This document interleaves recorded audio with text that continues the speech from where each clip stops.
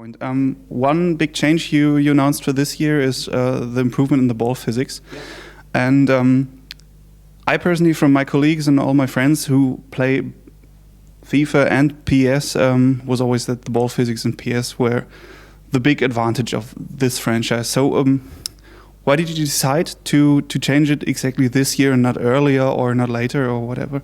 I think that it's just one of those things. Is ultimately we as I said in the presentation, we were looking at the way our system worked, and we found that the way we were simulating drag was wrong. We had it, what wasn't quite correct in the sense, and it was just one of those things. It's wow, let's look at this, let's do some prototypes, and it was just like, wow, this effect is huge. This makes a really big difference and allows us to do things we haven't been able to do before.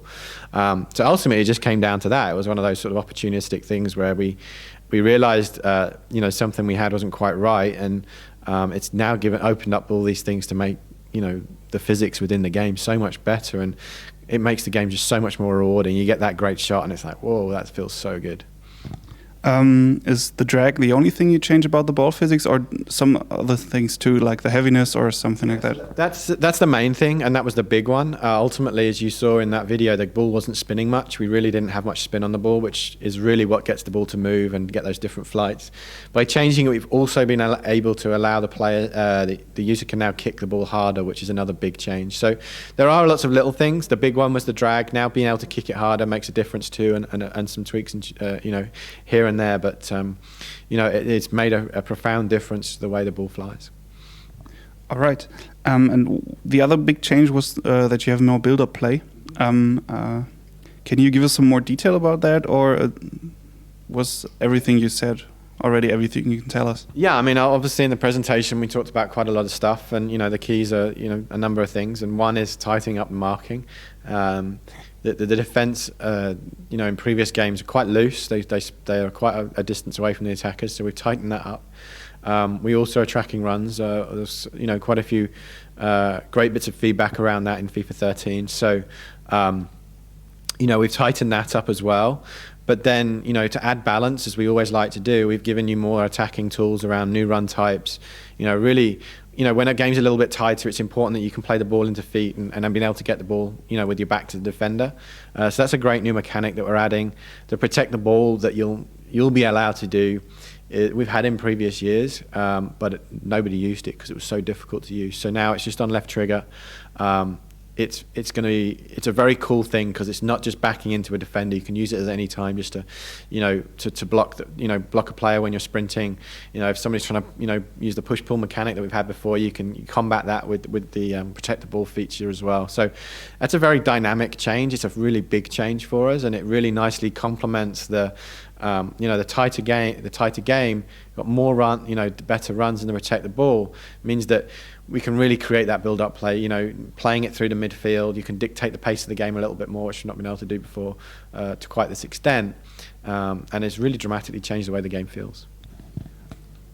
Good. So we've had the build-up play, we've had the new ball physics, and the third big change you mentioned was the finishing, the new shots. And I kind of fear that it might be a bit hard to balance, like when you have Steven Gerrard shooting 5 goals from 30 meters each game. So how do you make sure that this doesn't overpower some players? Sure. I mean, obviously as well, the players will be in the way. I mean, that test bed thing we showed there was only one player there, so you got to remember that. With slightly tighter marking, the players aren't going to be as free as well all of the time. The key here is with the shooting mechanic it's about timing. If you have some time, you can be able to get off a better shot. If you don't, the ball will be more under your feet. You'll get off, more, getting the ball out of your feet ultimately. What we never did in the past was really showed that. We always had that kind of idea within the game, but the visual mechanic we never sort of translated that to the user. So they're kind of, why was that a bad shot? But timing is the thing. So if you get the timing right, yes, you will get off better shots. But ultimately, you might not have the time because the players are tighter to you. So it's always a balance. These things, you get the opportunity, and it's going to look and feel really good when you pull it off. But it's not going to be, ultimately, we spend a lot of time balancing our game, and we're going to make sure that it doesn't become overpowered. You know, that's something we spend a lot of time on. Okay, one more general question. Before I got here, I wondered what would the changes be? How do they improve the FIFA 13 experience, which was very good already? Do you ever get to the point where you release a game and you run out of ideas for the next game, or do you always just start right away and implement new things? Yeah, I mean, no is the honest answer, and it's a very genuine one. You know, we're very fortunate with the sport that we have. You know, something new comes up all the time, and it's very exciting, and there's new inspiration every single day, every week. You know, with the time that we have to make the game each year, there's always things that we want to get to that we can't, and we move them to the following year, or we come up and maybe we move them to not doing them, and we decide to do something better. So the real genuine answer is we never run out of ideas. We've got so many more. There's so many things that we still haven't got to yet that we'd like to. You know, and I think it's really cool, right? I mean, obviously, what we try and do every year is make the best game that we can, and make the game as different. Maybe isn't the right word. It's not trying to make it different just for the sake of it, but make it feel like it's a really, you know, new game with lots of new cool things within it. And you know, as of today, we've still never run out of ideas, and we've got plenty more to come. So no, we're not running out of ideas. Okay, but you said you push back some ideas. So of the new features, where at? No. So you won't tell me which ones of those were already planned for FIFA 13 or 12? So previously, well, I mean, you know, one of them, a really good example was Player Impact Engine. I mean, that had been in the works for a few years before. That was something that we would like to have put in earlier, but just it wasn't ready. So, you know, there's a great example right there.